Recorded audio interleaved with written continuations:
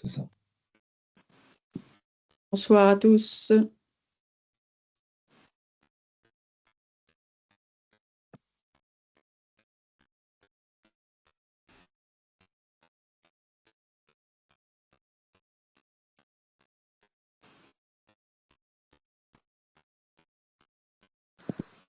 Alors, comme on est en mode webinaire, votre micro est coupé, mais n'hésitez pas à utiliser le chat si vous voulez communiquer avec nous.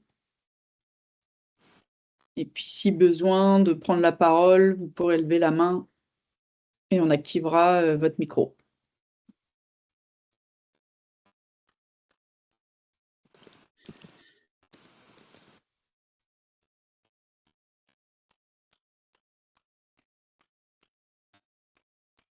Arnaud, peut-être vérifie si tu as la main. Je pense que oui, en tant qu'organisateur, quand tu vas dans participants, est-ce que tu peux activer leur micro à la demande? Moi, je Attends. peux. Mais si tu Autorisé, peux, ouais, attends. c'est bon. Moi, je peux aussi parce que. Attends, je vais essayer avec Christian.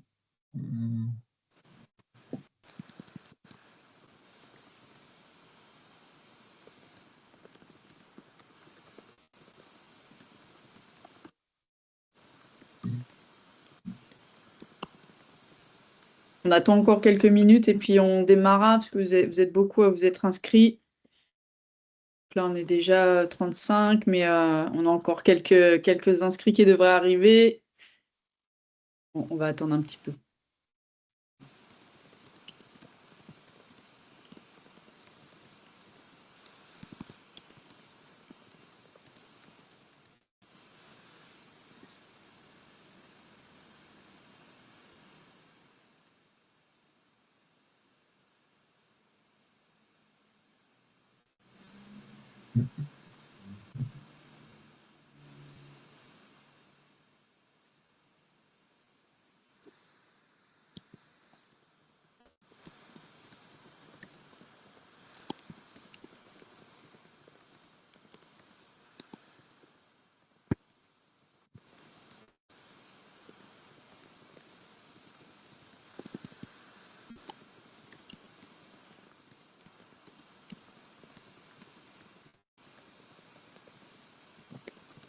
Okay.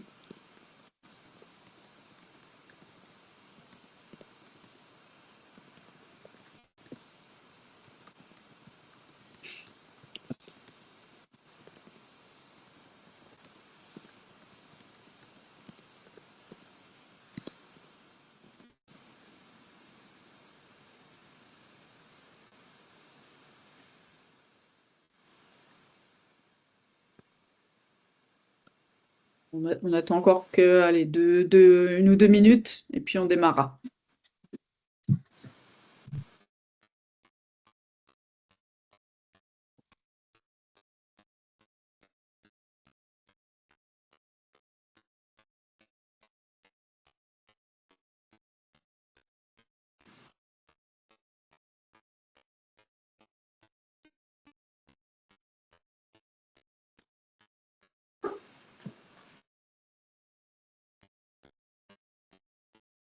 Bon, on va y aller, hein, ça va se connecter au fur et à mesure. Qu'est-ce que vous en pensez, les garçons?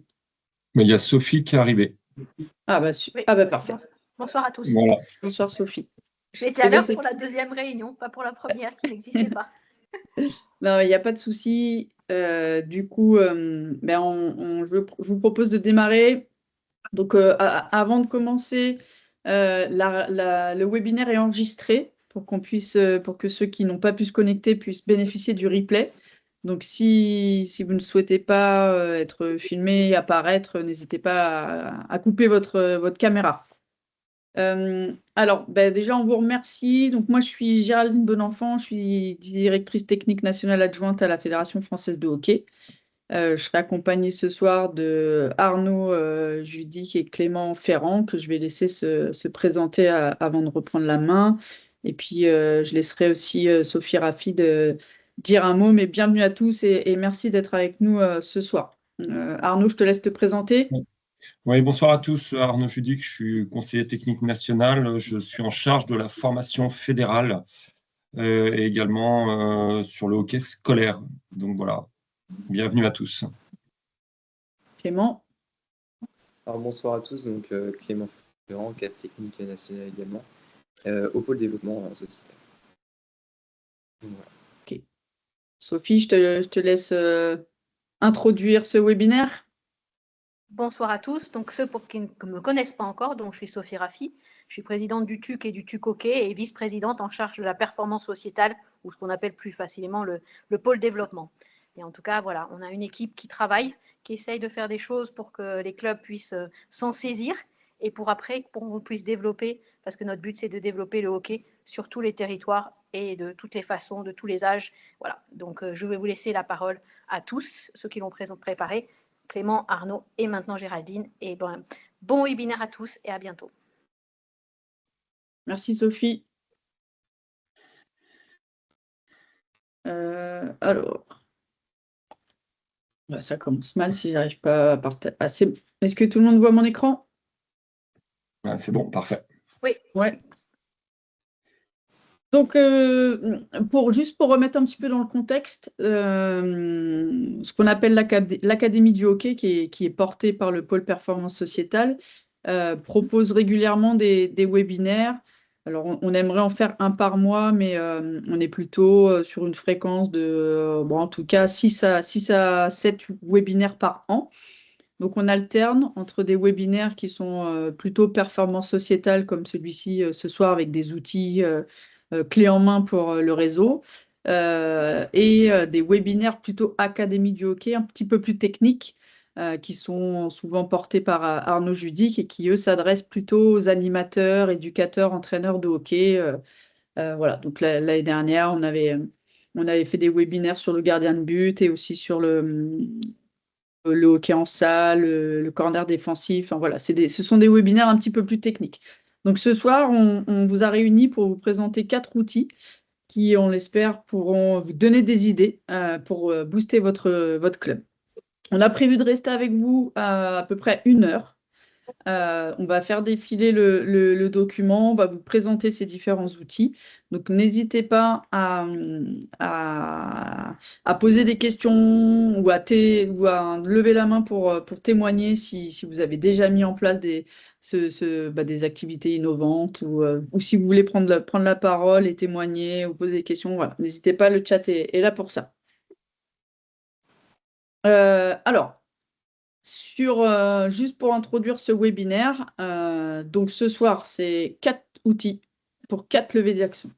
Notre objectif, c'est de vous aider à recruter davantage de nouveaux licenciés, de mieux les accompagner et les former, d'essayer aussi de diversifier pour proposer des activités qui plaisent à tout le monde, qui aident à fidéliser, et aussi un dernier outil qui, lui, sera un petit peu plus pour structurer votre école de hockey.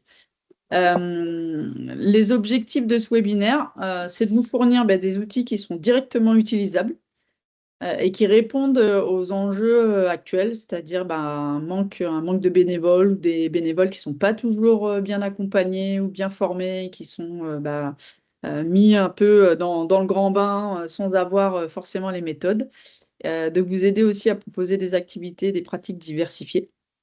Et ce webinaire s'adresse à tout le monde, que ce soit les clubs, les CD, les ligues, les entraîneurs, les dirigeants, les parents, les bénévoles, les jeunes entraîneurs.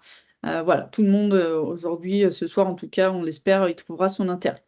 Et à la fin de ce webinaire, vous pourrez repartir avec tous ces outils clés en main pour développer votre club. Alors, je vais passer la main sur le premier outil. Je vais passer la main à Clément, qui va vous présenter le premier outil qu'on appellera Plateau Festi Hockey. Je te laisse la main et puis tu me dis, Clément, quand tu veux que je change de slide. Ça marche. Oui, donc je vais vous présenter dans un premier temps le plateau du Festi Hockey. Donc on est parti d'un constat d'une étude qui a été faite sur le hockey scolaire. On a essayé de trouver une solution pour les clubs pour essayer de convertir un petit peu les pratiquants sur des cycles de hockey dans les clubs directement. Je te laisse passer, Géraldine.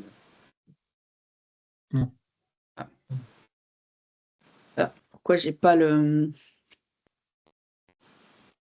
C'est pas la bonne fiche. Si. Alors, bah, je vais partager plutôt le document. Comme tu le souhaites. De toute façon, il me semble qu'il y avait les quatre premiers outils à présenter de manière rapide là, avant de s'attarder un peu plus dessus. Ouais, attends, je vais modifier. Tac. Et je vais partager directement l'outil en question. Tac. Hop là.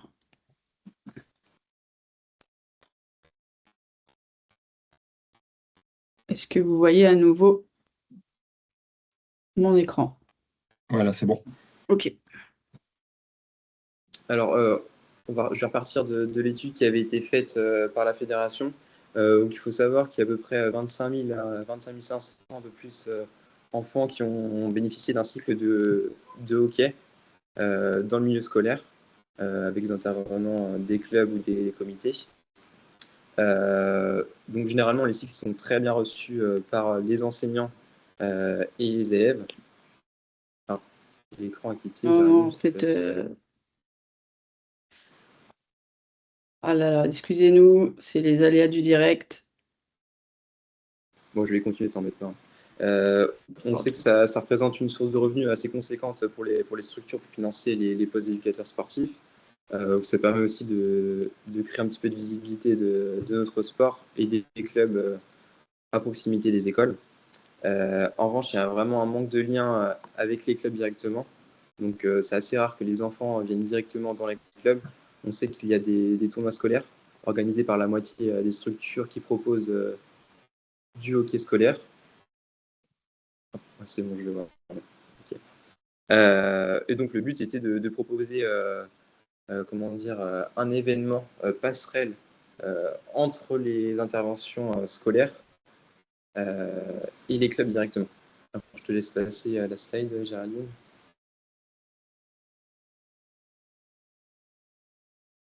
Alors, au niveau des objectifs, donc c'est vraiment d'attirer les familles et leur permettre de mieux connaître les offres du club, donc de les faire venir directement au sein des clubs sur les terrains ou les salles, de faire découvrir le club dans sa globalité, que ce soit l'encadrement, les bénévoles ou les salariés, le matériel, les infrastructures, puisque généralement les parents et les enfants ne connaissent pas ce qui peut se passer autour du club de hockey. Et forcément, c'est de valoriser les cycles d'initiation scolaire en donnant une suite concrète aux interventions faites par les éducateurs. Donc les publics concernés, ça va être les enfants qui ont bénéficié de cycles de hockey, mais aussi les jeunes licenciés qui vont avoir un rôle de parents qui vont jouer aussi avec les enfants qui vont découvrir la pratique. Et bien sûr, il ne faut pas oublier les parents qui accompagnent leurs enfants, vraiment avoir une attention particulière sur eux, parce que c'est eux qui, à la fin, vont prendre la décision et qui vont prendre la licence également. Je te laisse passer à Géraldine. Alors, on est parti sur un modèle de plateau assez traditionnel là, pour les plus petits, donc vraiment avec des temps d'atelier et de jeu, donc ils ne vont pas forcément être avec les crosses. Le but de jeu, c'est vraiment ludique. Donc là, c'est vraiment des événements, c'est une porte d'entrée pour les enfants dans le hockey, parce qu'il y a quand même une différence entre le hockey en club et le hockey scolaire. Et par la suite, aussi mettre en place des matchs, donc 3 contre 3. On a choisi ce format-là parce que ça permet vraiment aux enfants de s'exprimer, de toucher un maximum la balle, et aussi avec 2 buts à défendre et 2 buts à attaquer.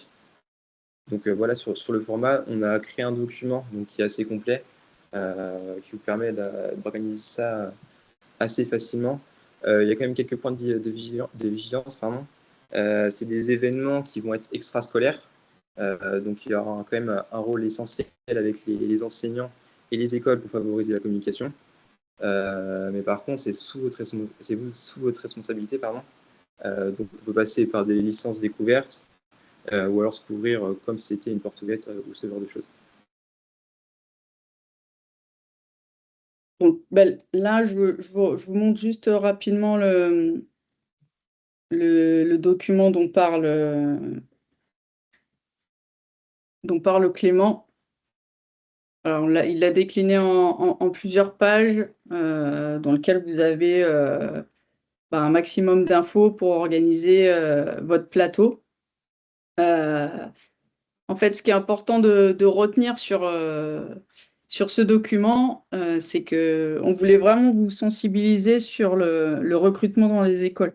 Aujourd'hui, il suffit plus, c'est pas suffisant d'aller dans l'école et de faire le cycle. Si on veut vraiment créer du lien entre les enfants de l'école et le club, il faut les faire venir au sein du club, il faut proposer une activité qui sort un peu du temps scolaire, et notamment ces plateaux festi-hockey ou d'autres options, hein, comme les stages vacances ou des portes ouvertes. Mais le côté ludique en fait du plateau festi-hockey fait que on a toute une génération en fait d'enfants de la même tranche d'âge qui va jouer au hockey en même temps, ils vont créer du lien. Ils vont venir au sein du club, vous allez rencontrer les parents parce que c'est hors du temps scolaire, c'est plutôt le samedi matin ou même le mercredi après-midi.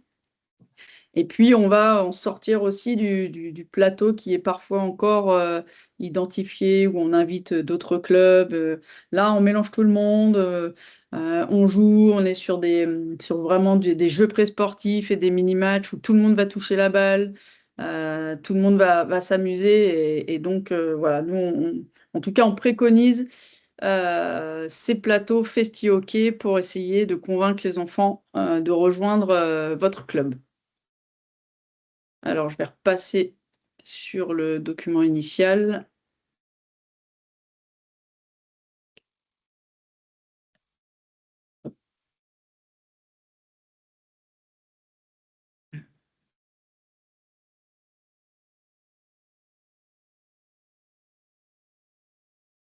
OK.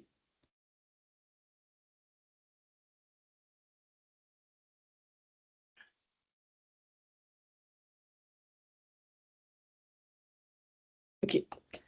Alors, juste pour terminer, avant de passer au deuxième outil, si vous pouvez peut-être répondre dans le chat et Arnaud nous donnera des infos. Est-ce que vous mettez déjà en place des initiatives ou des partenariats avec vos écoles pour favoriser l'accès à votre structure?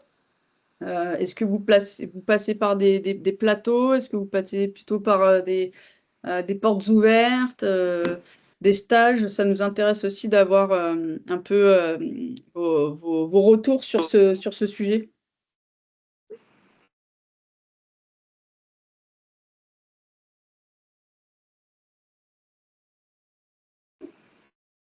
Arnaud, tu as accès au chat? Oui, je suis devant. Pour l'instant, il n'y a l'instant, rien. pas. Il y a Frédéric qui dit oui. Alors, sous quelle forme, Frédéric? N'hésite pas à allumer son micro s'il faut, hein. Levez la main si vous voulez prendre la parole. Ces webinaires sont aussi destinés à échanger les bonnes pratiques entre nous tous.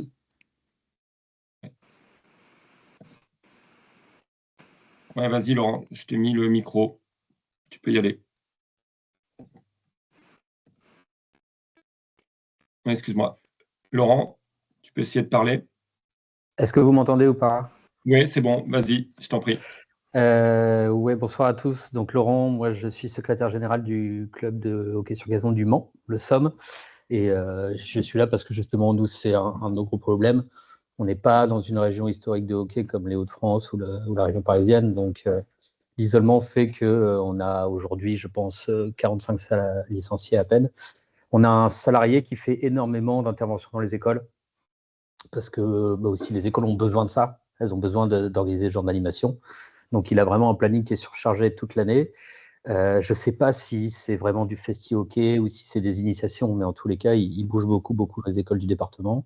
Mais par contre, ça ne transforme pas. Ça ne transforme pas parce qu'on n'arrive pas, je pense, à, après avoir capté les enfants, capter les parents et proposer quelque chose qui fait que quand on organise soit un tournoi, soit une porte ouverte, soit même le printemps du hockey féminin, généralement, on se bouge beaucoup, mais on a très peu de présence. Parce que je pense qu'avec les écoles, il n'y a pas ce côté partenariat dont vous parliez. Nous, on intervient, on fait le truc, mais il ne se crée pas cette relation privilégiée qui fait que une fois que tu as fait ton intervention, ça va continuer, il va y avoir des échanges et permettre éventuellement de permettre à des gamins de venir s'inscrire, quoi. Après, Après, souvent, il faut être assez proche des écoles et il y a des moments qui sont très importants dans la vie d'une école. C'est tout ce qui est kermesse. Si là, le club de hockey ou l'animateur peut être présent durant la kermesse, c'est hyper important parce que les enfants connaissent l'éducateur de hockey, mais les parents ne mettent pas toujours un visage sur l'éducateur de hockey. Donc la kermesse, c'est un très bon moment. Et derrière, vous verrez que quand les parents, une fois qu'on a réussi à séduire les parents, c'est un peu plus simple de faire venir les enfants, hein. Ça, c'est sûr et certain, hein. Les premiers vraiment à séduire, ce sont les parents dans l'histoire. Et c'est vrai que des fois, il ne faut pas hésiter à rester aussi à midi, quand la cloche sonne, à la sortie, discuter avec certains parents. La même chose à 16h30, 17h. Alors oui, c'est une question de temps, bien sûr, hein, mais c'est vraiment des moments qui sont très, très, très importants pour que les parents mettent un visage sur l'éducateur de hockey qui vient intervenir dans les écoles. Et c'est là où on peut faire du direct avec les parents en leur expliquant quand venir, où et comment. oui, puis moi je reviens sur ce que tu disais, Arnaud, c'est que la proximité entre l'école et le terrain, elle est importante. Parce qu'aujourd'hui, la plupart des parents, déjà ont plusieurs enfants, qu'ils amènent à diverses activités. Ils cherchent aussi des activités où l'enfant, à terme, va pouvoir y aller tout seul, à pied ou à vélo. Mais ce que je conseille aussi, moi, c'est de cibler. C'est de moins s'éparpiller, plutôt que de faire des cycles qui vont toucher toutes les classes d'âge de l'école, cibler peut-être CE1, CE2 ou CE2, CM1 ou CM1, CM2 ou plutôt les petits si vous souhaitez développer du baby hockey, mais de cibler un petit peu plus. Pareil, si vous voulez, si vous voulez développer un projet de recrutement spécifique chez les féminines, et bien, pareil, accès, quand vous allez dans les écoles, faites un flyer spécifique pour le public féminin qui s'adresse vraiment à elles. Et vous allez sans doute un peu plus les attirer. Euh, Faites aussi, proposez aussi des activités qui vont justement occuper les enfants pendant une plage horaire assez importante. Les parents, vous voulez laisser aussi, vous les confier et vont pouvoir faire autre chose à côté ou amener le petit frère ou la petite sœur ou l'inverse, le grand frère, la grande sœur à une autre activité. Les stages vacances marchent aussi très bien avec un coût intéressant où les parents voilà, vous laissent l'enfant comme à l'école sur une activité nouvelle, plutôt multisport, hein. Nous, on conseille, en tout cas pour attirer les scolaires, d'être sur du multisport parce que toute une journée de hockey, c'est parfois long. Mais voilà, en tout cas, cibler et attirer avec des concepts qui changent un petit peu du tournoi scolaire classique. Il y a Com qui nous dit qu'ils mettent en place des demi-journées de découverte pour les filles les plus jeunes. Donc, je ne sais pas si Com, tu peux développer un petit peu ou pas. Il y a Frédéric qui a levé la main.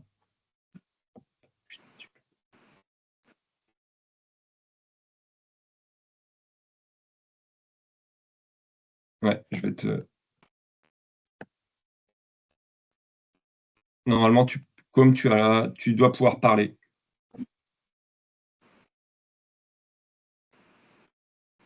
Com?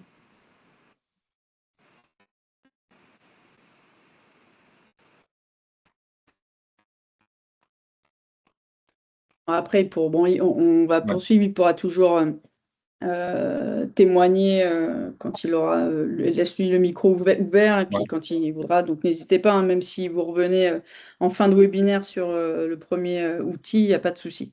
Voilà, en tout cas, si vous avez des questions, donc nous, l'intérêt de cet outil, c'était vraiment de vous amener m'entendez à... Oui, Ah oui, oui, c'est bon comme. C'est vas-y. Frédéric. Ah, c'est Frédéric, je t'ai mis le micro Oui. également. Vas-y, Frédéric. Oui. Donc, moi, je fais partie du club de l'île Jourdain, de l'IJHC. Et donc, en tant que parent encadrant, je sais que par rapport aux enfants, on a mis en place le Amène ton pote, qui attire pas mal d'enfants parce qu'on fait des challenges avec les adhérents. Le souci, c'est que, comme disait l'intervenant juste avant, c'est que les enfants, ils viennent, ils s'amusent, mais ils n'arrivent pas à adhérer, à rester après, voire à venir en tant que licenciés dans les clubs. Ils ont beaucoup l'image, on en revient au côté médiatique, au côté publicitaire, qui est bon, nous, dans le sud-ouest, on a le rugby, donc on a beaucoup de difficultés. Mais voilà, c'est le rugby, c'est le foot, c'est toutes ces grosses structures qui, nous, qui sommes à côté, on essaye de faire le nécessaire mais c'est pas évident, quoi. On a même mis en place des entraînements. Je sais que moi, au niveau des petits, je suis avec Stéphane et on a mis en place, par exemple, pour attirer les parents, le dernier entraînement avant les vacances. À chaque dernier entraînement avant les vacances, on met en place un entraînement parent-enfant. Et les parents, ils prennent la crosse avec les enfants et ils font l'entraînement et on finit par un petit match enfant contre les parents. Et cette année, on a eu une maman qui a pris une licence loisir pour commencer, mais une maman qui a adoré et qui a pris la licence loisir. Et on en a 3 autres qui vont essayer.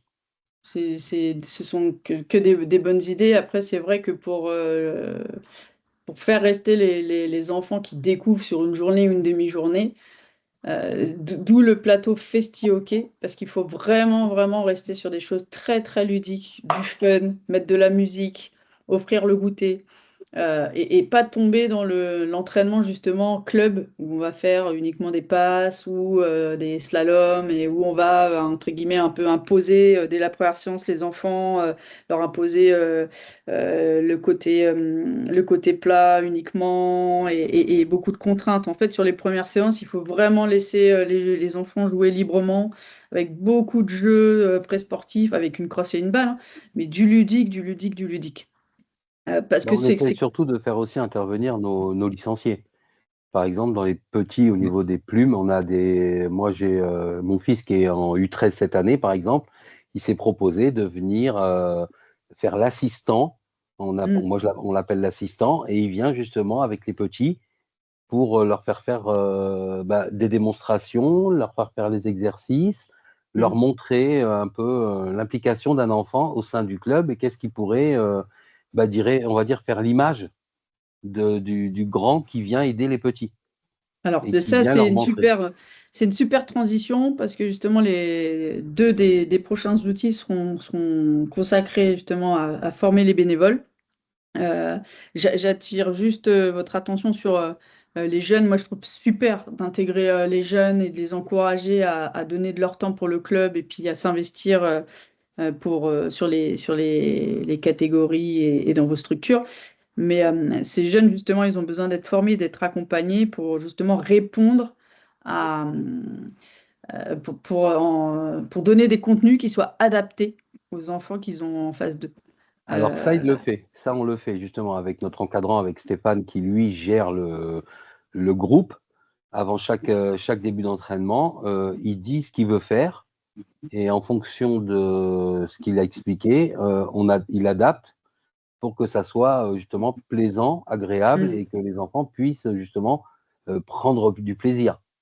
Parce que c'est sûr que c'est pas évident un enfant de 12-13 ans qui puisse avoir le côté ludique et plaisant pour un enfant de 6-7 ans. Donc, il lui donne l'idée, il lui explique ce qu'il a prévu de faire et de là, on adapte et c'est lui qui présente son exercice aux enfants. Ok, écoute, merci pour ce témoignage. Voilà. Et on va passer à l'outil suivant. Alors, je laisse la main du coup à Arnaud qui va vous présenter un outil mis en place l'année dernière.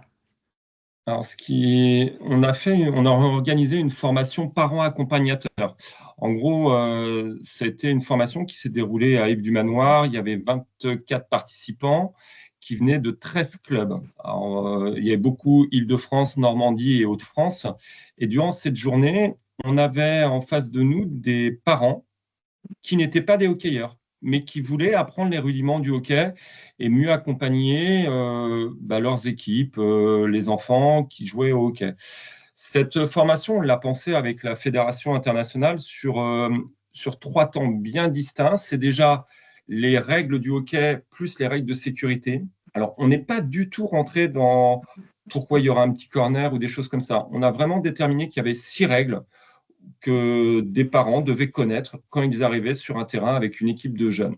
Après, il y avait toute la partie sécuritaire, c'est de se dire avec quoi un parent accompagnateur doit venir sur un plateau. Voilà, ça va être des choses qui sont peut-être toutes bêtes pour vous, mais c'est les numéros de téléphone des autres parents, une petite trousse à pharmacie. Et l'après-midi, on a eu la chance qu'il y ait un plateau qui soit organisé par la Ligue Île-de-France au stade. Donc, on a pu voir un petit peu le déroulement d'un plateau. Et là, chaque parent était regardé les différents encadrants fonctionner et on a pu débriefer ensuite avec ces encadrants qui étaient soit des professionnels, qui étaient autrement des anciens joueurs ou des parents accompagnateurs comme eux. Et ce qui est ressorti de cette formation, c'est vraiment qu'il y a plein de parents qui ont envie de donner un coup de main au hockey, mais on ne s'en occupe pas assez bien. Alors, je vais vous expliquer un petit peu pourquoi. On a un sport compliqué. Pour des parents qui arrivent sur le bord d'un terrain, ils ne connaissent pas forcément les règles de notre sport. Donc, déjà, déterminer 4-5 règles de base, mais vraiment les règles de base pour permettre aux parents de comprendre l'activité de leurs enfants. Et ensuite, c'est d'essayer. Moi, sur les 23, il y en avait 12 qui n'avaient jamais touché une crosse de hockey. Donc, sur cette journée, ça n'a pas duré longtemps. Ils ont touché une crosse de hockey et ils se sont rendus compte un petit peu que le hockey pouvait être très, très sympa. Donc, derrière, je sais que c'est des parents avec qui on échange encore, que moi, j'ai retrouvé sur le TND qui a eu lieu fin juin. Il y avait beaucoup de parents qui étaient présents, qui continuent à encadrer. Et derrière, je sais que ces parents également se sont retrouvés sur le TJP à Wattignies, parce que maintenant, on n'a pas créé en gros une grosse collaboration, mais il y a un échange qui est fait sur un groupe WhatsApp où les parents questionnent et derrière également donnent des infos de ce qui peut se passer dans leur club. Et alors, à côté de ça, je pense que cette formation, nous, elle a duré une journée. Je pense qu'on doit faire mieux et beaucoup plus court. C'est tous les ans, il y a des nouveaux parents qui arrivent dans vos clubs, dans vos comités départementaux. Et ces parents-là, il faut absolument les sensibiliser déjà juste à qu'est-ce que le hockey. Une petite formation qui dure 2 heures sur un samedi matin et derrière qui est faite, je vous dis, dans les clubs.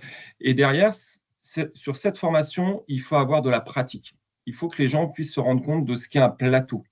Parce que nous, on n'est pas sur un match sec chez les tout petits, on est sur des formes de plateau. Alors, c'est organisé différemment dans chaque région, chaque département. Il y a soit on fait que des matchs, soit on fait aussi des petits ateliers techniques. Mais voilà, mais vraiment prendre en considération ces parents accompagnateurs qui ne maîtrisent pas forcément notre activité. Et derrière, alors, il y a une deuxième chose qui a été lancée, c'est qu'il y a une entente, nous, U14, qui a eu lieu là, cette année dans le département 44. Et cette entente, elle se situe à peu près à 15-20 minutes de chaque club sur un terrain qu'on a réussi à trouver. C'était le dimanche matin que cette entente a lieu.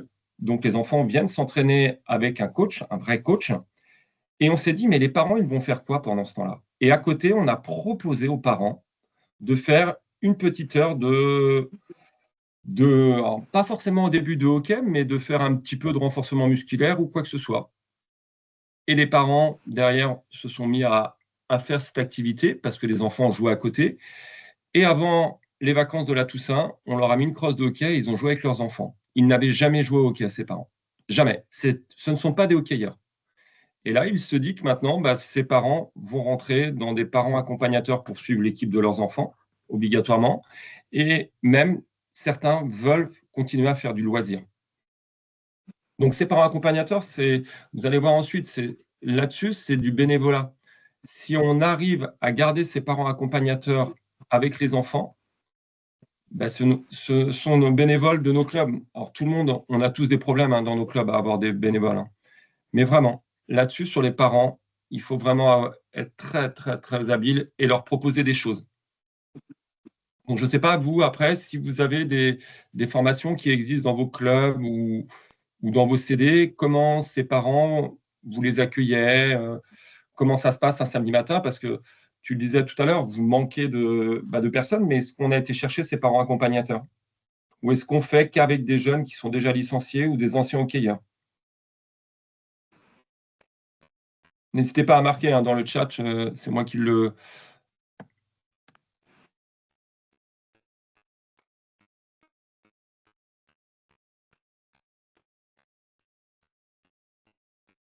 Ça réagit un petit peu dans le chat ou pas du tout? Non, je pense que je les ai tous endormis, malheureusement. Non, en tout cas, sur cette formation des parents, donc vous aurez accès en fin de webinaire un livrable comme le plateau Festi Hockey qui vous explique les démarches pour accéder et mettre en place une formation des parents. Et Arnaud reste à disposition pour vous et pour vos clubs si vous êtes intéressés pour mettre en place une formation des parents animateurs au sein de votre club ou de votre région ou votre département. Nous, on vous aidera, on vous donnera les contenus. On peut aussi se déplacer. Dans le cadre de l'accompagnement des territoires, la fédération peut vous mettre à disposition un cadre technique proche de chez vous pour venir mettre en place la formation. Donc, si ça vous intéresse, n'hésitez pas à soit à vous manifester dans le chat ou vous pourrez, Arnaud, tu peux mettre aussi dans la conversation ton adresse mail, comme ça les gens pourront te contacter. Ouais, non, c'est sûr. Alors, ça réagit, hein. Il y a des clubs qui font la formation. Il y a Elodie qui nous dit que c'est dur au niveau des mentalités de faire entrer les nouveaux parents. Mais oui, mais les nouveaux parents, c'est les futurs bénévoles du club, hein. Ça, c'est sûr et certain, hein. Là-dessus, il faut vraiment qu'on soit plus ouvert parce qu'on a un sport un petit peu compliqué. Donc, il faut qu'on soit plus ouvert et qu'on permette à n'importe qui de rentrer dans les clubs et de venir le samedi matin, le vendredi soir, jouer. Il y a un autre truc qui est assez intéressant par rapport à ça, c'est d'essayer de trouver sur le week-end, ça existe, nous, le dimanche en fin de matinée, c'est du hockey où les parents viennent jouer avec les enfants. C'est le hockey famille. Et là, c'est pas des parents qui sont joueurs de hockey au début, hein. Ils prennent une crosse parce que leurs enfants sont des mordus de hockey. Et c'est les enfants qui expliquent aux parents comment on joue au hockey. Et ça, c'est pareil, ça fonctionne. C'est des choses qui fonctionnent. Oui, et puis il ne faut pas oublier aussi qu'en fait, ces parents-là, ne sont pas tous destinés à devenir animateurs ou à prendre en charge une équipe au départ. Ils viennent pour juste accompagner les enfants et puis petit à petit, ils s'intéressent, ils regardent, comme ils accompagnent, ils sont à côté d'animateurs. Et puis un jour, l'animateur n'est pas là ou l'entraîneur n'est pas là, donc on demande au papa ou à la maman qui accompagne les enfants de prendre en charge le coaching. Et puis là, ça coince un peu parce qu'en fait, il n'est pas forcément compétent pour le faire. Donc, lui proposer une petite formation très courte avec les bases du hockey, les bases du coaching pour les jeunes et pour les petits, c'est toujours un petit plus et je pense que ça rassure aussi. Je pense que parfois, des parents ne vont pas oser se lancer parce que justement, ils n'ont pas les compétences.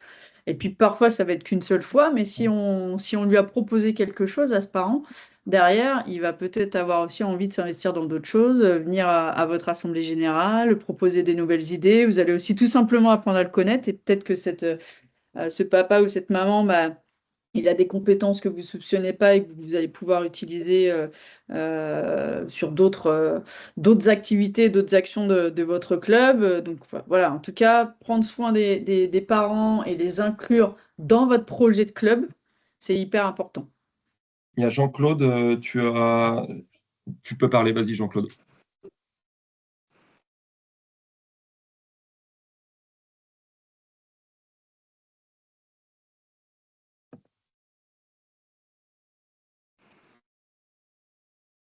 Il y a un petit délai, j'ai l'impression, quand tu branches les micros. Ouais, parce que là, moi, il est branché.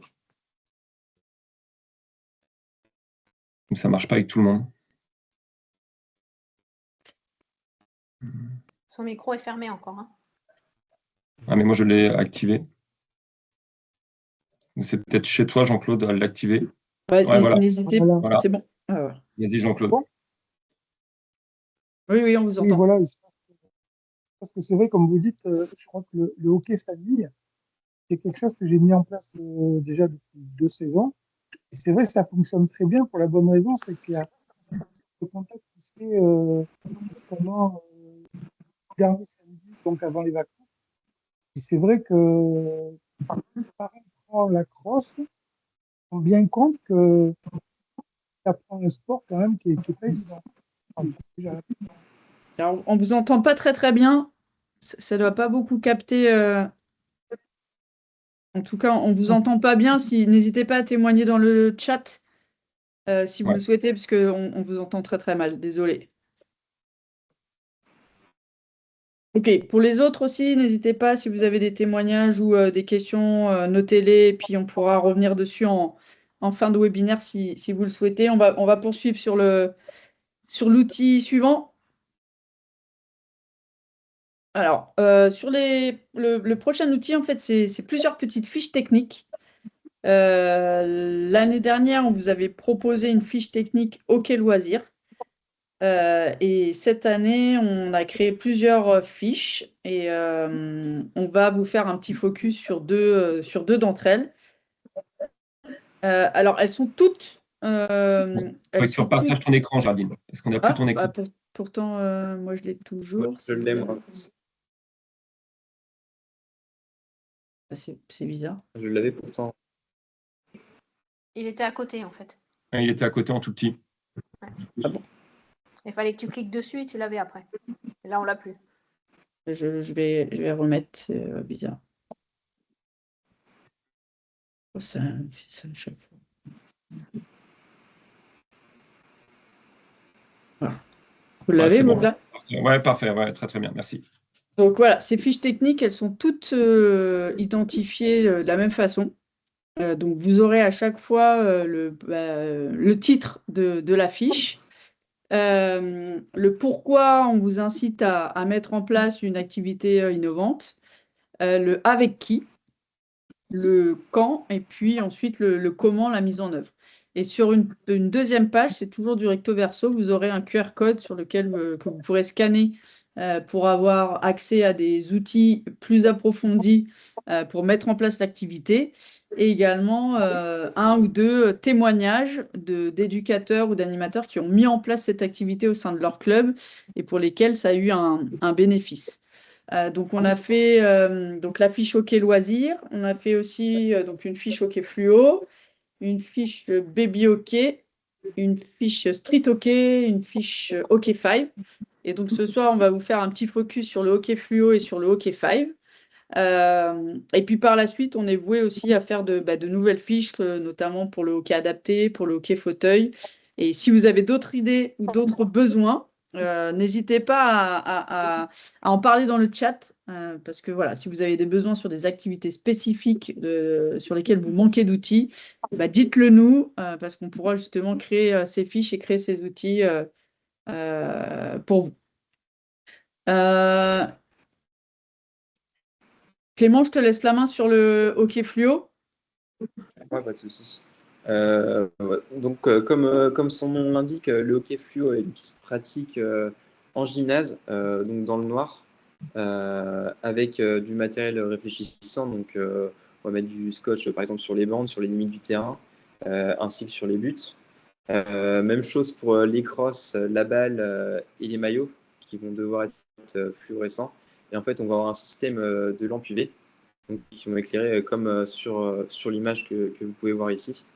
Alors pourquoi cette pratique? Donc, comme vous pouvez le voir, là, c'est pour renforcer la convivialité et la cohésion du club. Donc on est parti sur un témoignage du club de Barentin aussi. C'est des choses qui ont été mises en place. Donc on va le voir par la suite. Je ne sais pas s'il y en a un certain d'entre vous qui l'ont vu sur leur publication. On a eu également les retours d'Armand. Donc c'est un événement qui a plu et qui fonctionne. Donc c'est très important pour fidéliser les licenciés, attirer de nouveaux publics, créer aussi un revenu supplémentaire sur des événements. Alors bien sûr, il y a un investissement au départ sur le matériel. Vous pouvez également aussi partager ces frais avec d'autres associations ou d'autres clubs de hockey qui sont à proximité. Donc avec qui ça peut se pratiquer de U10 jusqu'au senior loisir. Donc il faut bien savoir que la pratique amène un équilibre un petit peu des niveaux. Hein. C'est vraiment une pratique assez différente, assez fun et ludique. On peut aussi le faire avec des groupes scolaires, donc sur la découverte ou l'animation. C'est aussi des soirées qui peuvent attirer les étudiants. Donc pour les villes étudiantes où il y a des BDE ou des groupes de pratiquants de hockey universitaire, ce genre de choses, c'est des choses qui peuvent être mises en place. Et aussi la possibilité avec des partenaires, donc que ce soit sponsors, club voisins, etc. Et au niveau des animations, donc là je pense par exemple au week-end dernier où il y avait Halloween, c'est des choses qui peuvent se mettre en place sur ce genre de période. Ça peut aussi être de l'animation ponctuelle ou des tournois à loisirs ou interclubs. Alors, je ne sais pas si tu peux passer la slide, Géraldine. Donc là, c'est l'exemple du club de Barentin.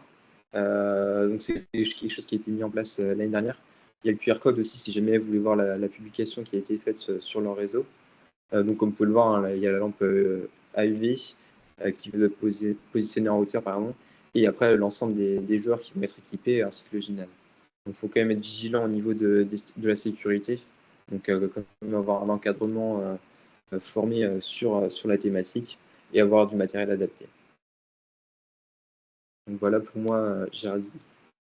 Ouais, c'est vrai. Alors, je ne sais pas si certains d'entre vous ont déjà testé cette activité, mais c'est vrai qu'à Barentin, Alors, il y on a a eu Mathias qui est présent. Je Ah, sais bah pas si Mathias, super, tu veux prendre Alors, je viens de te mettre le micro, profitons-en. Mathias. Je ne sais pas si tu peux. Ouais, bonjour à tous. Ouais, merci Mathias. De rien. Donc, ouais, c'est vrai qu'on a mis ça en place l'année dernière. Ça a vraiment bien marché au sein du club. On a fait ça sur un samedi, fin de journée et début de soirée.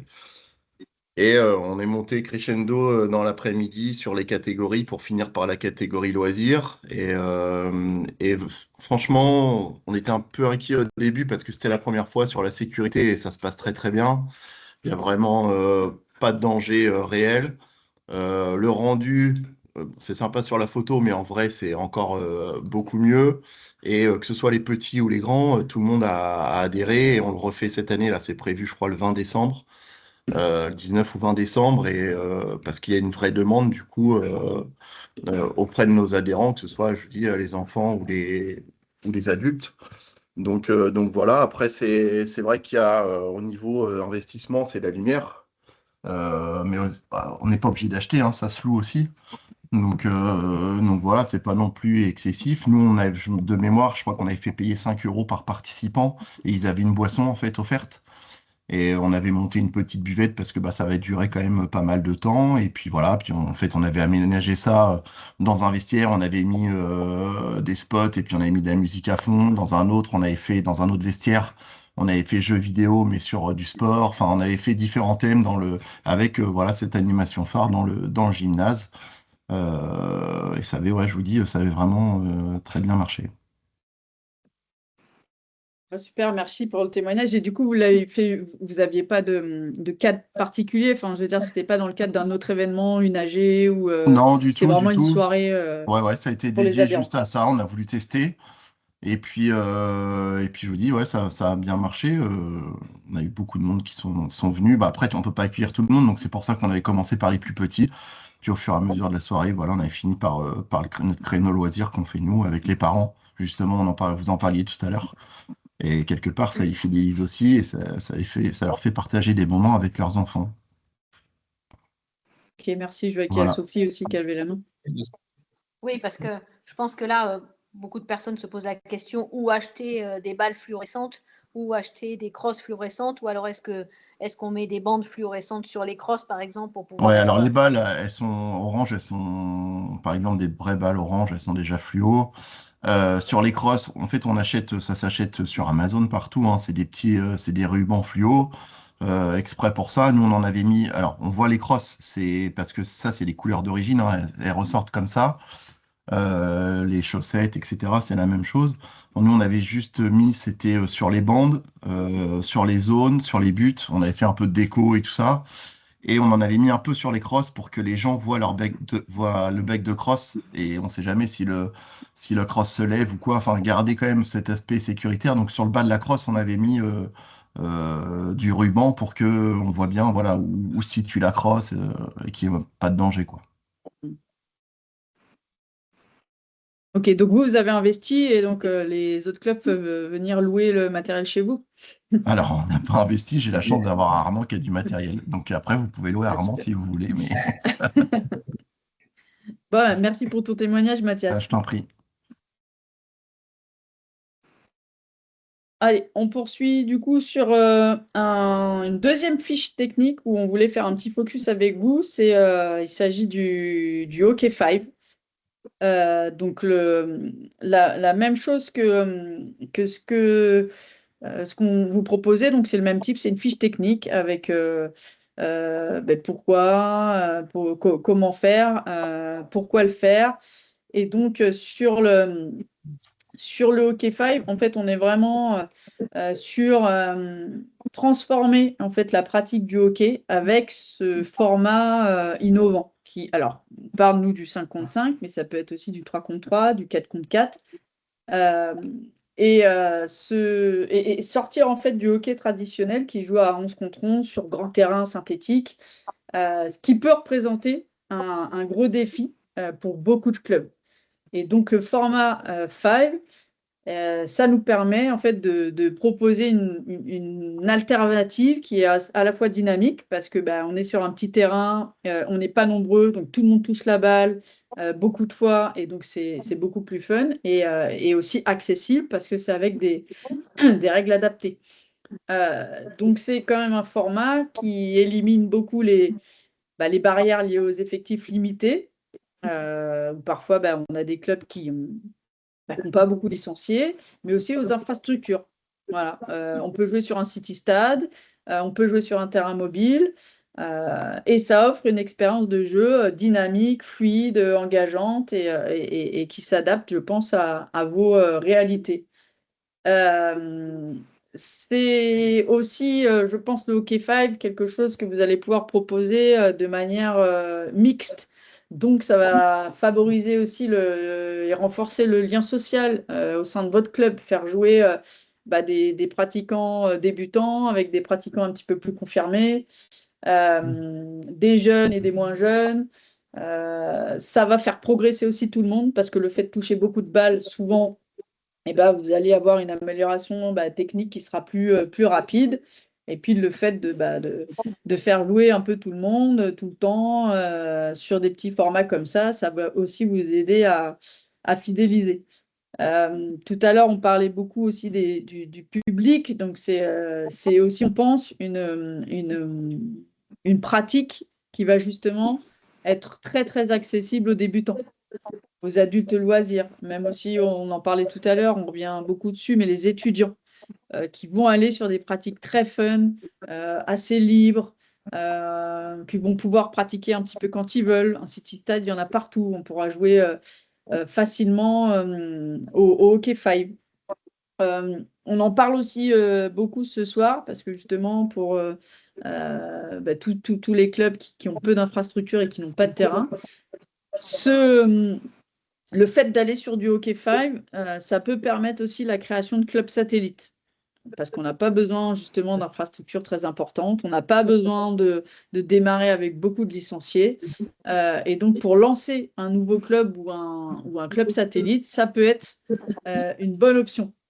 On n'a pas besoin d'un gros investissement, l'organisation elle est simple et puis l'attractivité en fait du Hockey 5 elle est assez immédiate. Donc, dans le document qui sera associé à cette fiche technique, c'est un document de 20 pages dans lequel vous aurez aussi des photos, des terrains mobiles, justement, parce qu'au-delà du City Stade, toutes les ligues ont été dotées en 2024 de terrains mobiles. Et ces terrains mobiles sont pas destinés à faire du Hockey 5, mais en tout cas sont propices à développer cette activité. Et donc, on vous encourage à vous renseigner auprès de votre ligue si vous souhaitez bénéficier de ces terrains.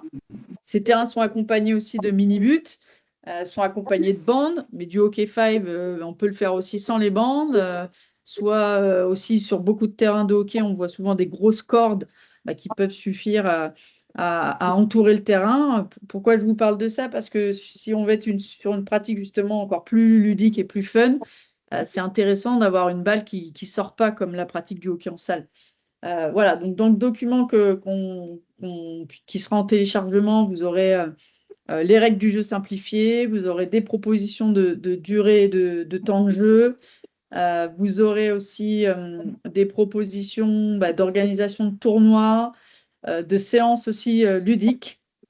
Vous aurez le témoignage d'un club inspirant, un club de PACA, justement. Alors, vous pourrez lire l'article qui est sur le site de la fédération, mais en PACA, qui est justement un club où le hockey à 11 est un petit peu moins développé que dans le reste de la France. Et ben, un club de hockey 5 a récemment vu le jour grâce à ce terrain mobile. Donc, ils ont utilisé ce terrain mobile pour dire, OK, nous, on va créer un club de hockey 5. Et donc, eux, ils sont vraiment identifiés pour faire, pour le moment en tout cas, du hockey 5. Vous pourrez retrouver l'article sur le site de la fédération.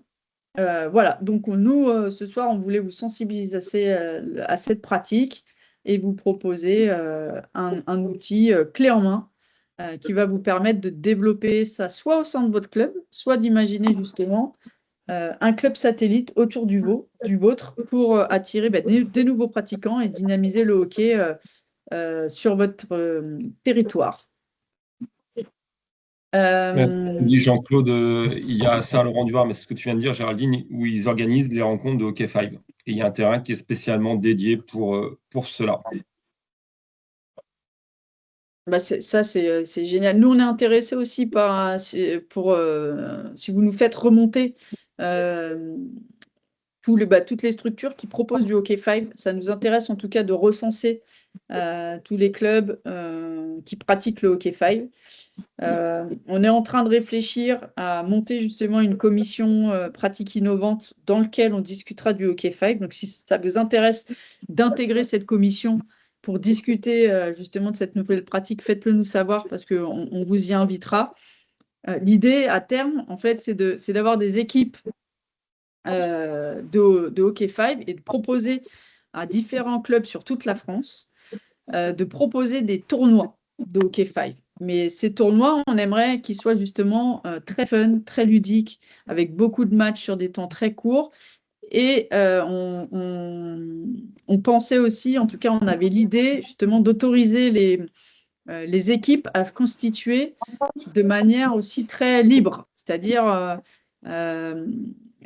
autoriser des personnes qui sont issues de différents clubs à créer une équipe et à jouer ensemble.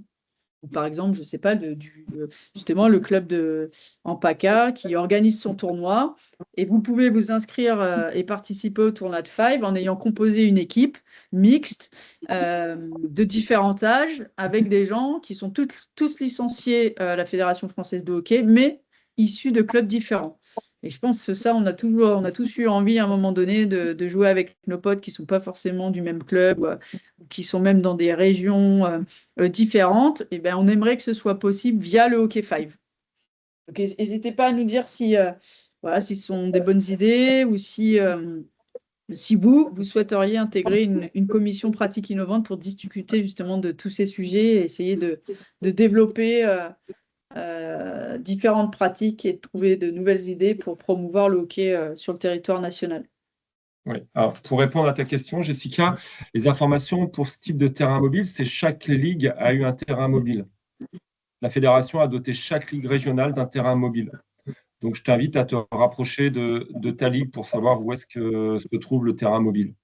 Et il y a Jean-Claude qui est très intéressé au Castellet pour mettre en place du hockey 5 avec ses 30 licenciés. Ok, bah écoute, pas de souci, tu peux, on reviendra.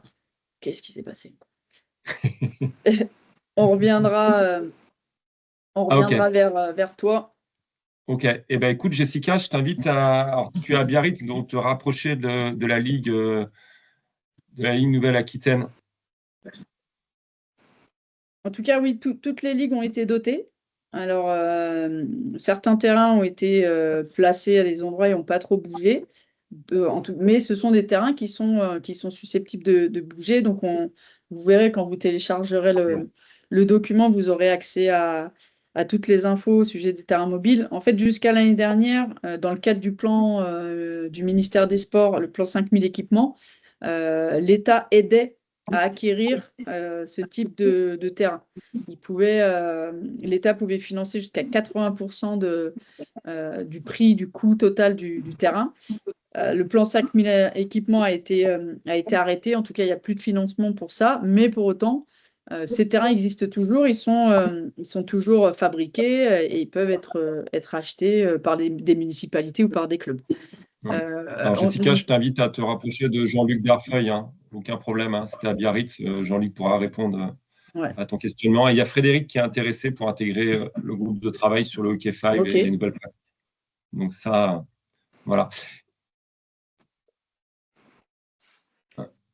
Ok, eh bien, écoutez, on note tout ça, ce sont des bonnes nouvelles.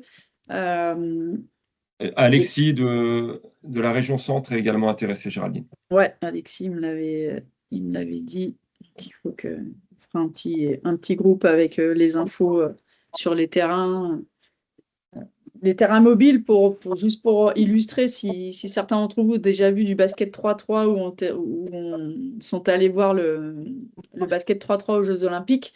C'est le même type de terrain. C'est les mêmes, c'est des dalles qui sont emboîtées et qui créent un terrain. Et ça peut aller, c'est la taille à peu près d'un terrain de handball. Et ça peut être même séparé en plusieurs terrains. On peut faire 2 terrains, voire 4 terrains aussi. Parce que c'est des dalles, on peut en mettre autant qu'on en veut. Certains clubs ont installé ces terrains sur des anciens plateaux en bitume. Je sais que c'est le cas à La Réunion, sur l'île de La Réunion. D'autres clubs ont partagé le terrain en 2, et donc il y en a un dans une cour d'école et puis l'autre à côté du club. Certains aussi, je crois qu'à Lyon, je crois que c'est au FCL, ils recouvrent leur demi-terrain gazon avec les dalles de terrain mobile pour faire du hockey en salle l'hiver parce qu'ils n'ont pas de salle. Donc voilà, en fait, comme c'est modulable, on peut faire ce qu'on veut. Oui, complètement. Moi, je l'ai vu en Bretagne, ils l'ont mis sur un ancien court de tennis qui est complètement grillagé. Donc la balle ne sort jamais du terrain. À Châteaubourg, c'est comme ça. Ok. Et il y a Florian aussi qui est intéressé. Hein. Florian, ok.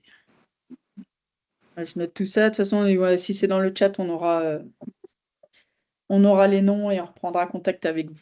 Ben, merci. Je vois que l'heure tourne, donc on va passer, si c'est OK pour vous, sur le dernier rôti. Alors, je vais arrêter le partage pour venir, parce que je vais vous partager un autre document. OK. Il est là.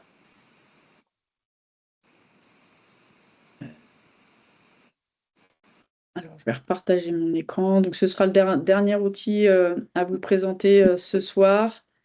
Alors, c'est un outil que peut-être certains d'entre vous ont déjà vu, mais on pense qu'il est passé un petit peu inaperçu. C'est pour ça qu'on voulait vous le représenter ce soir. Donc ça, c'est un outil en ligne qu'on avait appelé « Comment réussir la rentrée de son école de hockey » parce qu'on l'avait proposé dans le cadre du concept « Ouvrons grand les clubs » à la sortie des Jeux Olympiques. Et en fait, c'est un outil qui s'adresse surtout on en parlait tout à l'heure, je ne sais plus qui, je crois que c'est Lille Jourdain qui témoignait, c'est plutôt à destination des jeunes animateurs qui démarrent dans le hockey ou des jeunes qui viennent vous aider, qui ont justement 12-14 ans et qui viennent vous filer un coup de main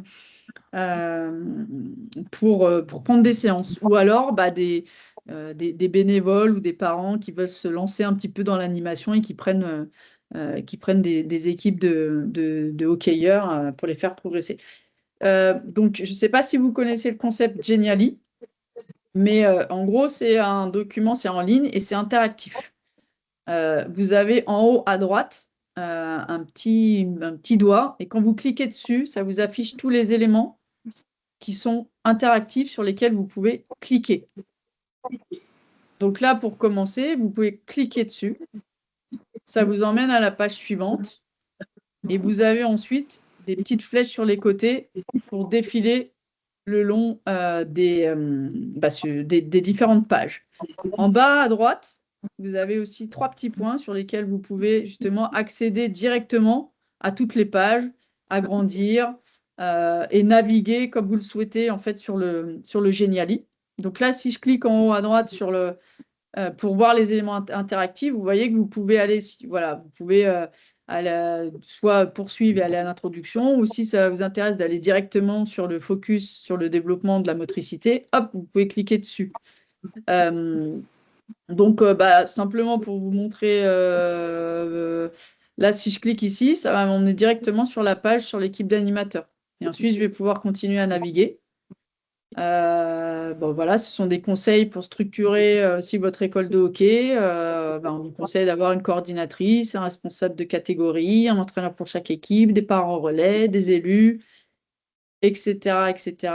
Donc là, pareil, quand vous cliquez ici, vous avez accès à le petit plus. Quand vous cliquez dessus, ça vous ouvre une petite page avec un conseil supplémentaire. Et vous avez voilà, accès à plein de petits tips. Alors, je ne sais plus combien il y a de pages, mais il y en a beaucoup, 40 pages.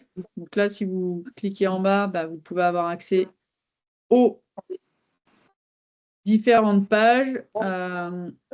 Et notamment, si je passe par ici, hop, quels apprentissages pour quelle catégorie? Donc, comment on apprend à bien connaître son public, comment on crée des séances spécifiques pour les U6, U8, etc. Et là, vous avez quelques exemples voilà, de caractéristiques de catégories. Alors, le U10, voilà, il y a des différences de taille qui commencent à apparaître, mais ils sont aussi très actifs, très curieux. Donc, c'est des choses à prendre en compte. Comment on fait justement pour répondre à leurs particularités? Voilà, quelques conseils. Ici, des conseils aussi tactiques. Quels sont les principes de jeu qu'on va travailler en U10? Alors, ce ne sont pas les mêmes qu'en U8, ce ne sont pas les mêmes qu'en U12. Donc là, on vous donne quelques conseils pour aller plus loin et ensuite quelques exercices. Je pense qu'on en a proposé 2 par catégorie. Ensuite, à la fin du Geniali, vous avez à nouveau d'autres exercices un petit peu qui sont adaptables à toutes les catégories.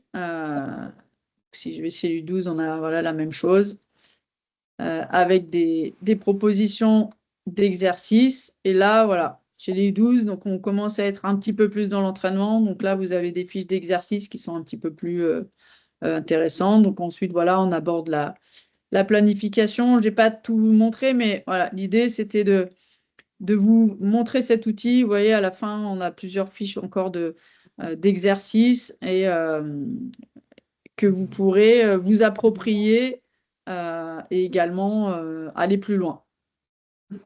Il y a Arthur qui voudrait recevoir le lien de cette page sur le chat. Sur le chat, ok. Ouais, voilà, comme ça. Mais vous aurez tous les documents de toute façon de ce soir, Arthur. Hein. Ça, comment s'engager, vous aurez tout. Mais on peut l'envoyer maintenant.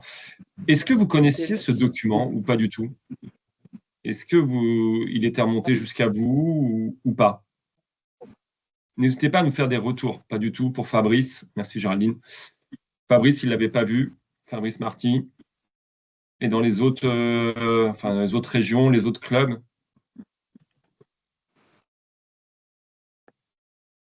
Non. Non. Yann Lenoc ne l'a jamais vu. Ouais.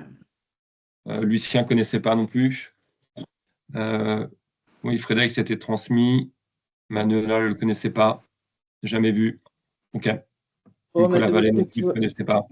En tout cas, là, du coup, vous pourrez y avoir accès.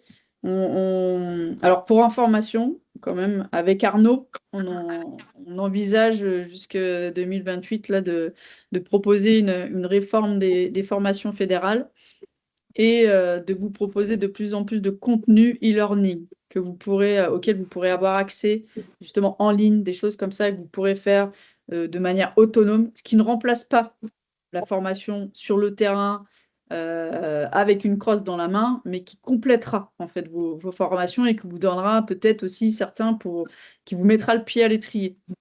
Donc on a déjà commencé à travailler sur ces outils et c'est en cours de construction. Donc pareil, si vous avez des besoins, des idées précises, n'hésitez pas à les faire remonter à Arnaud parce que ça alimentera aussi nos travaux. Et bien sûr, réformer les formations fédérales, c'est long.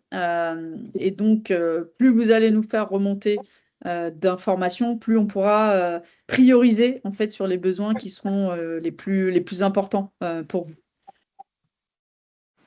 Vous allez notamment avoir bientôt, alors c'est à apparaître, je pense que ce sera pour le début d'année prochaine, pour janvier, vous allez avoir accès, pour en tout cas les dirigeants et les entraîneurs, à une formation sur la lutte contre les violences dans le sport et dans le hockey. Donc là, ce sera spécifique au hockey.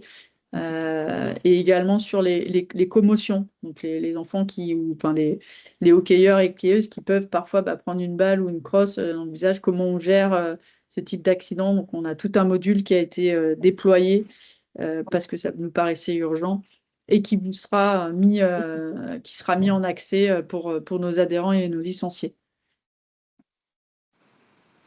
Je vais repartager une dernière fois mon écran pour que vous puissiez justement avoir accès au QR code à scanner qui vous donnera accès en tout cas au premier document ressources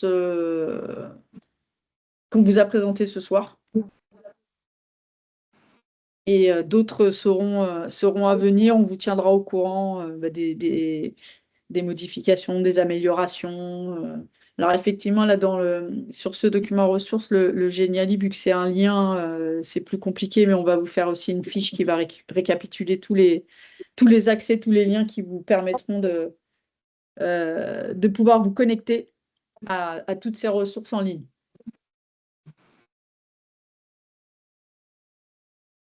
Voilà, nous, de notre côté, on vous a présenté tous nos outils. Donc, on est ouvert à vos questions pendant encore 5-10 minutes, à vos suggestions aussi.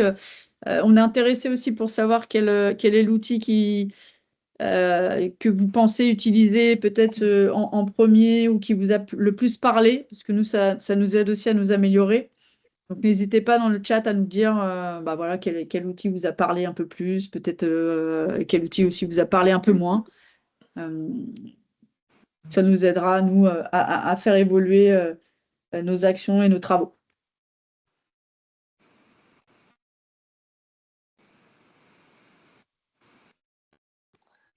Et on peut peut-être en profiter, Géraldine, de faire de la pub pour la formation des dirigeantes. Oui. Comme il y a du monde, comme ça, des fois, comme les informations ne passent pas. C'est vrai.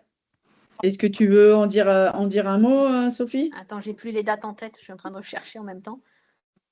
En tout cas, sachez que ça fait maintenant 5 ans qu'on organise une formation à destination des femmes qui souhaitent s'engager au sein de leur club, de leur ligue ou de leur comité départemental. Depuis l'année dernière, cette formation, elle est mixte. Au départ, on l'ouvrait qu'aux femmes. C'était vraiment pour les sensibiliser à prendre des responsabilités au sein de nos structures. Chaque année, elle a beaucoup de succès. Et donc, on relance cette année la formation. Et vous êtes bien évidemment invité, que vous soyez une femme, un homme, que vous soyez déjà dirigeant ou dirigeante en devenir. Alors, cette formation, elle est en partenariat avec une association qui s'appelle Femix Sport, qui est spécialisée justement dans l'accompagnement des femmes dirigeantes. Comment elle s'organise? Elle s'organise en 3 sessions, 2 sessions en distanciel qui débuteront en décembre, et ensuite une session en présentiel d'une journée à Paris. Voilà. Et ensuite, cette année, en fait, on aimerait associer toutes les personnes qui vont participer à cette formation. On aimerait les associer à des événements organisés par la fédération, des finales jeunes ou les finales nationales de dames. Et les encourager à s'impliquer en fait dans cet événement. On a prévu d'organiser des tables rondes autour de sujets justement spécifiques aux responsabilités dans les clubs et dans les instances, mais également à sensibiliser sur le hockey féminin, sur les pratiques féminines. Donc, je vais vous mettre, j'ai retrouvé l'affiche, elle n'est pas facile à partager, mais pour ceux et celles qui veulent s'inscrire, vous avez un QR code ici. Donc, la première session, c'est le lundi 1er décembre. Ouais. Et la deuxième, le lundi 8. Pour valider la totalité de la formation, il faut participer aux deux webinaires et à la session en présentiel. Mais voilà, en tout cas, ou si vous connaissez des personnes qui sont impliquées et qui souhaiteraient venir bénéficier de cette formation, n'hésitez pas à leur en parler. Ça marche bien, hein. Il n'y a que 15 places, hein, tous les ans, on est complet. Donc là, ça va bientôt, l'information devrait bientôt partir fin de semaine ou début de semaine prochaine, où vous pourrez du coup vous inscrire avant le 15 novembre, je crois, on mettra, pour participer avec nous à la formation des dirigeantes. Ok, il y a Manuela là qui vient de marquer qu'il ne fallait surtout pas hésiter. Elle l'a déjà fait 2 fois et elle veut bien y retourner encore. Donc, merci beaucoup, Manuela. Ouais, n'hésite pas, Manuela, parce qu'elle va encore évoluer. Alors, sur les sessions distancielles, ce sera assez similaire à ce que tu as déjà fait, mais sur le présentiel et puis sur d'autres. Nous, on va essayer d'aller un petit peu plus loin cette année, donc n'hésite pas quand même à t'inscrire si tu l'as déjà faite, parce que tu pourras être inclus dans les projets qui viendront par la suite, et notamment la participation aux événements, à l'événement dédié. On va travailler beaucoup sur le printemps du hockey féminin, justement, avec ce groupe cette année, pour essayer d'innover un petit peu. Donc, n'hésite pas à t'inscrire. Même si vous l'avez déjà faite, vous êtes les bienvenus. Et si vous êtes des hommes, encore plus, parce que voilà, on veut aussi créer cette diversité, cette mixité au sein de cette formation pour échanger les bonnes pratiques et nous ouvrir aussi les uns aux autres et à partager et à agrandir le réseau. Et comme le dit Sophie, c'est gratuit. C'est le printemps, mais on n'a pas encore défini totalement la date. Mais et c'est une formation gratuite. Merci Géraldine. Je pense que c'était bien d'en profiter de. Oui, c'est vrai, tu as raison. Écoutez, si vous avez encore des questions ou des suggestions, n'hésitez pas à nous les partager. Sinon, on va peut-être remettre tous notre adresse mail dans la conversation. Comme ça, en fonction des différents sujets, vous pourrez aussi nous contacter directement. Et sinon, on vous remercie tous d'avoir participé à ce webinaire. On a été nombreux ce soir. On a battu un record grâce à vous. Donc, on espère que vous serez aussi nombreux. On vous partagera assez rapidement le calendrier des webinaires. On va essayer de vous prévenir un petit peu plus tôt et d'avoir un calendrier sur toute l'année avec tous les webinaires. Donc, le prochain devrait être un webinaire de l'Académie. Mais on reviendra vers vous sur les thématiques. Mais on a déjà pas mal d'idées, hein. On aura des webinaires justement sur le hockey féminin. On aura aussi sûrement un webinaire sur le retour de la Coupe du Monde du 21. C'est en projet en tout cas. Donc voilà, que des choses intéressantes à partager avec vous. Et pareil, si vous avez des idées ou si vous voulez justement qu'on fasse un webinaire sur un sujet particulier, eh bien, faites-le nous savoir et on l'organisera pour vous.